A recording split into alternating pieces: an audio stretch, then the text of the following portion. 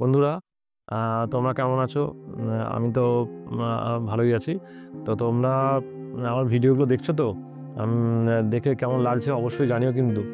আজকে আমি একটা খুব সুন্দর গাছ নিয়ে কথা বলবো, যেই গাছ অনেকেই রাখো, আবার অনেকেই রাখতে ভয় পাও, বা অনেকে জানো না এই গাছটা সম্পর্কে।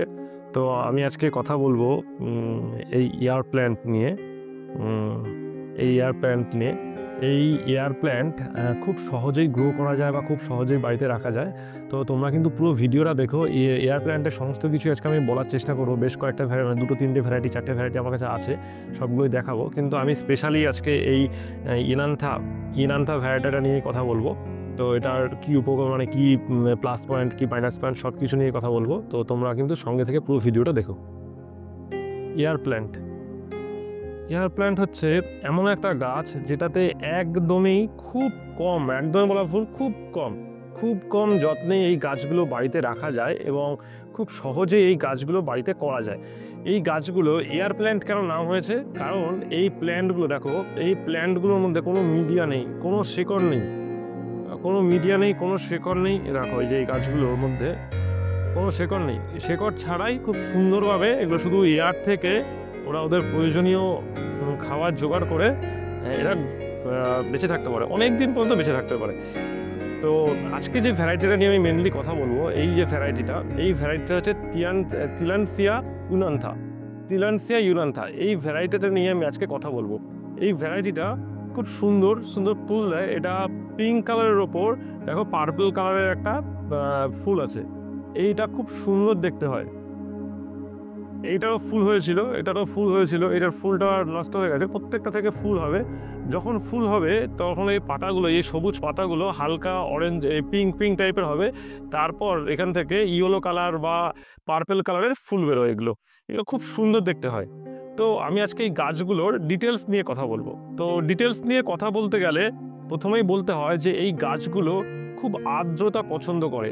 কারণ কি, এই গাছগুলো মেনলি মেক্সিকো, কোস্টারিকা এই সমস্ত অঞ্চলের একদম স্থানীয় উদ্ভিদ। আমাদের যেমন নিম গাছ বা বিভিন্ন সুপুরি গাছ, নারকেল গাছ আমাদের এখানকার স্থানীয় গাছ। তো এটা ওই পাহাড়ি অঞ্চলের একদম স্থানীয় গাছ।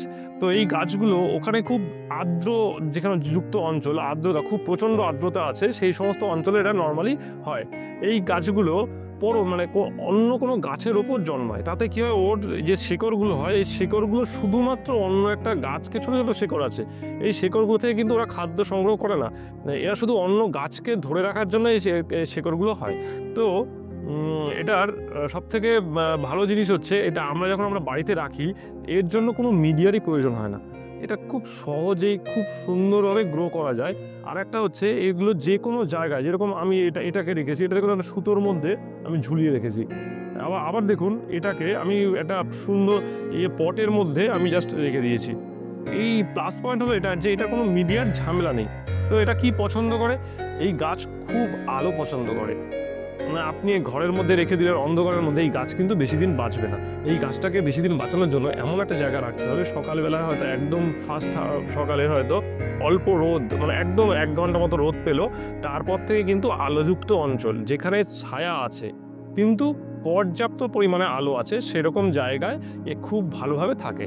ব্যালকনিতে খুব সুন্দরভাবে রাখা যাবে এই গাছগুলোকে। এই গাছগুলো সরাসরি আলো, রোদ একদমই পছন্দ করে না। এইগুলো এই গাছগুলো, এই এয়ার প্ল্যান্টগুলো বাতাস থেকে তাদের প্রয়োজনীয় খাবার জোগাড় করে নেয়। কিন্তু এই গাছগুলোতে জল বা ওয়াটার কিন্তু স্প্রে করতে হয়। আমি অনেকেই যাদের কাছ থেকে গাছ কিনি বা গাছ বিক্রি করে, তারা কিন্তু বলে যে এই গাছগুলোকে সপ্তাহে একদিন জলে ডুবিয়ে 10-15 মিনিট রেখে তুলে দিতে। কিন্তু আমি সেটা করি না। আমি কি করি, আমি 3 দিন 4 দিন পর পর গাছের প্রয়োজন বুঝে আমি সেটা বোঝার চেষ্টা করি, সেই প্রয়োজন বুঝে জলটাকে স্প্রে করি। আমি জলের মধ্যে চুবিয়ে রাখি না। এটা আমার পরিচর্যার মধ্যে আমি খেয়াল করে দেখেছি যে ওরা জল চুবিয়ে রাখার থেকে 2-3 দিন পর পর, 4 দিন পর পর যদি জলটা স্প্রে করি, সেটা অনেক বেশি কার্যকর। তো আপনারা জলে চুবিয়ে রেখেও 5 দিন 7 দিন পর পর জলে চুবিয়ে রেখেও তুলে ফেলতে পারেন। আবার না হলে জলটা স্প্রে করাটা করতে পারেন, মানে 2 দিন 3 দিন পর পর। কিন্তু গরমকালে এটাকে 2 দিন অন্তর করাটাই ভালো। তারপর হচ্ছে এই গাছগুলো মধ্যে অনেকে সার ফার প্রয়োগ করার কথা বলে, কিন্তু আমি এই গাছগুলোতে কোনো রকম কোনো সার প্রয়োগের মানে পছন্দ করি না, কারণ এই গাছগুলো শুধু জল আর বাতাস থেকেই এরা এদের প্রয়োজনীয় খাদ্য জোগাড় করে নিতে পারে। তো দেখুন, আমি আজকে একটা কথা এই জিনিস দেখাবো যে এই গাছটা দেখুন কিছুটা হলদে হলদে হয়ে এসছে, কারণ কি এই গাছটার মধ্যে একটু জল বেশি হয়েছিল। তো এটা এই গাছগুলোর একটা প্রবলেম যে জল বেশি হলে গাছগুলোর পাতা হলুদ হয়ে যায়। আমি এখন কি করেছি, যেহেতু গাছটা একটু হলুদ হয়ে আসছে, তো এটার আমি জল দেওয়া বন্ধ করে দিয়েছি। এখন আবার পাতাগুলো কিন্তু সবুজ হওয়া শুরু করেছে। এই যেগুলো হলুদ হচ্ছিল এইগুলো বাদ দিয়ে আবার যে মেন পাতাগুলো সেগুলো কিন্তু আবার সবুজ হওয়ার প্রয়োজন হয়েছে।